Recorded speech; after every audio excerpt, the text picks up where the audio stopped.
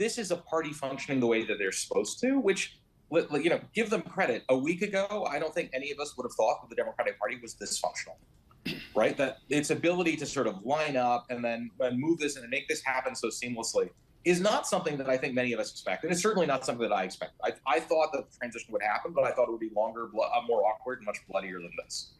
Second, when you're looking at Vice President Harris itself, I just want to think this through, right? She could not have found out that she was getting Joe Biden's endorsement, that he was stepping down. At the earliest she could have found out was noon on Sunday, right? Noon on Sunday, because the decision wasn't made finally until that morning. By noon on Monday, less than 24 hours later, she had secured the endorsement of every single plausible contender for the nomination. Whitmer and Pritzker were the last two to fall, and they both endorsed her Monday morning. To do that from a standing start is actually quite remarkable. Right. It is not something I think many people would have expected. Right. It's certainly not something I would have expected. Gautam, how about former President Obama? Are you surprised that we have not necessarily heard from him yet, and when do you expect to hear from him? No, he put out a statement saying, look, I have always made a policy of not making these endorsements. He didn't do it in 20 with Biden. What I would say is it's clear that party insiders know exactly who he favors. Right? He doesn't have to make a public statement for everyone in the party leadership to know who he thinks should be the next nominee. Right.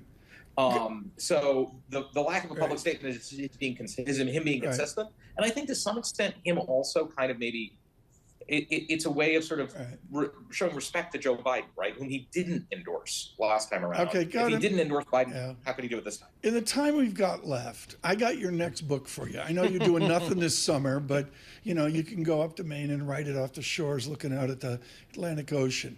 Your next book is called Picking Vice Presidents. You've got to be kidding me. How does Vice President Harris go about, let's just say for the conversation, the derby of an astronaut from Arizona, a guy from North Carolina that's new on the block, plus they need him for a Senate run in North Carolina, and a Jewish governor in Pennsylvania? How do you prosecute that given your expertise? Well, you got to toss in maybe the leading candidate is Andy Beshear, the governor of Kentucky, right? So my personal bias is Mark Kelly, because then Katie Hobbs can appoint Scott Kelly, Mark's twin brother, to the Senate, and I think that would just be the funniest thing to happen in the history of American politics. And honestly, we could all use a good laugh.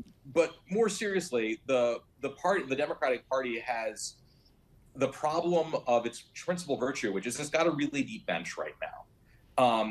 Beshear has strong appeal to sort of working class whites. Kelly brings Arizona back into play. Shapiro probably takes Pennsylvania out of play and just makes it a solid blue seat. These are all ones. I suspect it won't be Cooper, who obviously has been fantastic in North Carolina, just because the Democrats are going to double down on we are the young face of change that Kamala Harris gives them, and Cooper is in his late 60s.